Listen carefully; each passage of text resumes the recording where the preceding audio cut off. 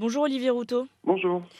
L'armée israélienne dit agir avec force ce lundi à Khan Younes dans le sud de Gaza.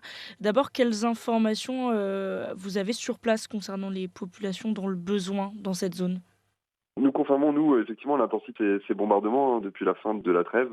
C'est très intense, même s'il y a toujours eu des bombardements dans le sud de la bande de Gaza. Ça s'est jamais arrêté depuis le début du conflit. Mais cette intensification dans des zones qui sont plus proches de là où sont nos équipes, on les ressent, tout simplement. C'est déjà évidemment beaucoup d'inquiétude, beaucoup plus de complexité pour se déplacer pour nos équipes. Et puis évidemment des mouvements de population observés comme un petit peu au début du conflit, avec des gens qui fuient finalement les zones qui sont ciblées par ces bombardements. Qu'est-ce que vous racontent précisément vos équipes sur place sur l'ampleur des dégâts?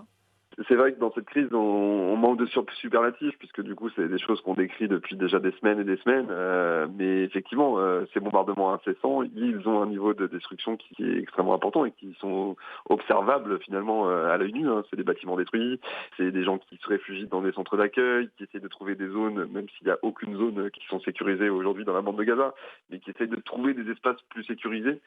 Il y a ce nouveau système aussi mis en place par les autorités israéliennes avec un quadrillage du territoire avec des zones, il y en a 692 de mémoire, et avec des numéros alloués à chacune de ces zones.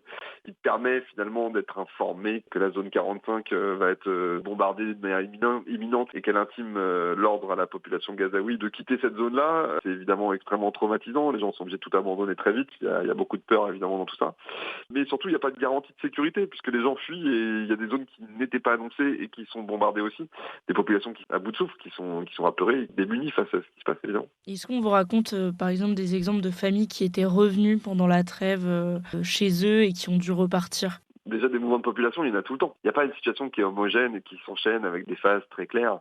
Il y a des moments, effectivement, il y a des séquences importantes, mais des mouvements de gens qui retournaient chez eux ou qui essayaient de retourner chez eux dans leur maison dès que c'était un peu plus calme, il y en a toujours eu, même au nord. C'était extrêmement dangereux. Nous, on a vu certaines de nos équipes qui sont retournées au nord, puis sont revenues au sud. Dans les mouvements on va dire à l'intérieur de la zone sud, il y a eu aussi ces mouvements très réguliers.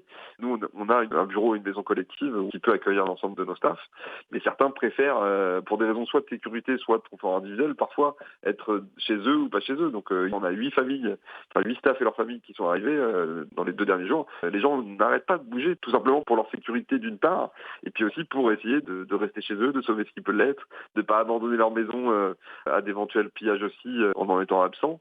Donc des mouvements ils sont incessants. Et vous commenciez à l'évoquer, là, quelle est la différence, dans les risques, pris par vos équipes en ce moment? La différence en termes de risque, c'est quand même la réduction de l'espace le moins dangereux. Je sais pas comment le dire en fait. Je peux pas dire la réduction de l'espace sécurisé. Il n'y a jamais eu d'espace sécurisé. Mais ce qui se produit actuellement, c'est qu'on avait jusqu'ici un tiers du territoire qui était dans de la guerre de haute intensité et 2 tiers du territoire qui était du conflit, de la guerre, des bombardements de faible intensité. Et là, ce qu'on est en train de se produire, c'est qu'il y a une extension de la zone de haute intensité. Donc on est obligé de trouver des mots et des précisions. Et donc qu'est-ce que ça produit? Ça produit une compression de la population sur un territoire encore plus petit, qui n'est lui-même pas sécurisé, et dont les conditions de vie sont catastrophiques pour les raisons qu'on a expliquées et réexpliquées de multiples fois. La difficulté d'accès à l'eau potable, la difficulté d'accéder aux denrées alimentaires, la difficulté pour les personnes blessées ou qui ont besoin d'être soignées de manière correcte dans les infrastructures de santé, le manque de médicaments, le manque d'électricité et de fuel pour faire fonctionner ces structures, que ce soit les structures qui produisent de l'eau potable ou les structures de santé. La réduction des denrées manufacturées, qu'elles soient alimentaires ou non alimentaires. Aujourd'hui, on a fait des distributions alimentaires à Gaza pendant la trêve. On a pu donner que des légumes, que des choses qui sont produites sur place à Gaza. Il n'y avait absolument plus de stock de choses qui viennent de l'extérieur. Donc c'est de plus en plus compliqué. Il y a eu 4 jours, ça a permis de faire rentrer un petit peu plus d'aide humanitaire que ce que c'était le cas pendant les 50 premiers jours de conflit. Mais on n'était que sur un pansement. La situation elle est évidemment bien pire et elle va continuer de se dégrader dans les prochains jours vu que maintenant tout est de nouveau le retour des combats et de la guerre en fait va rendre plus complexe évidemment les interventions. Est-ce que, Première Urgence Internationale, propose aussi une aide psychologique? Un travail en santé mentale fait partie des interventions qui sont extrêmement nécessaires aujourd'hui dans le cadre de ce conflit. Après, c'est très compliqué de faire ça à Gaza aujourd'hui, pour de multiples raisons. On est obligé aujourd'hui de faire des opérations qui sont one-shot. On n'est pas en mesure d'assurer des programmes où on les organise, où on les planifie, on met en place des choses avec des contacts réguliers. Aujourd'hui, c'est pas des opérations humanitaires qui sont faisables aujourd'hui à Gaza.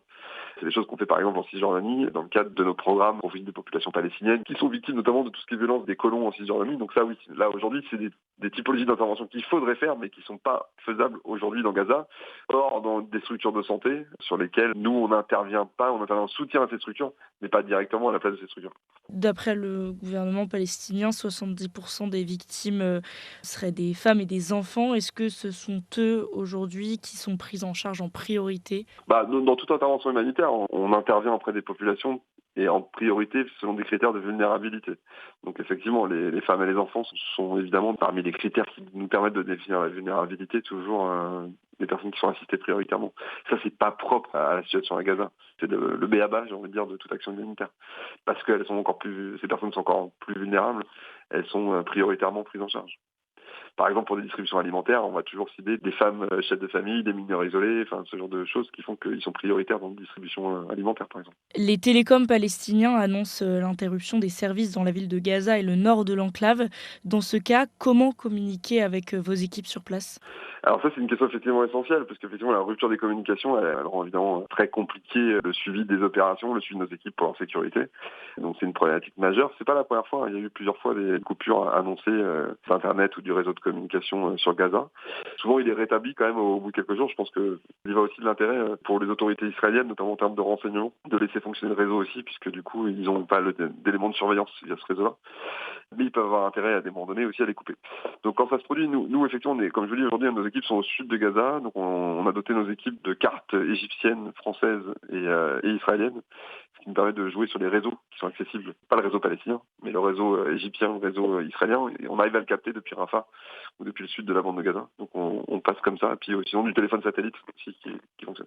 La chef du CICR, Mirjana Spoljaric, est à Gaza. Elle dénonce les souffrances intolérables que subissent les populations et demande aussi un flux d'aide régulier avant de se rendre dans les semaines à venir en Israël. Sa visite, selon vous, est-ce qu'elle peut changer quelque chose?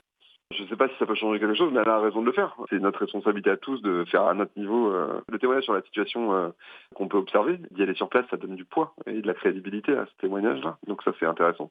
Après, je serais plus mesuré sur l'impact. Je crois que même la pression de la communauté internationale, qu'elle soit étatique ou issue de la société civile, semble avoir peu de prise aujourd'hui, en tout cas, sur l'évolution de la situation. Je ne sais pas si ça aura du poids, mais en tout cas, il faut le faire. Merci beaucoup, Olivier Routot, d'avoir été avec nous sur Média. Merci. Au revoir. Au revoir.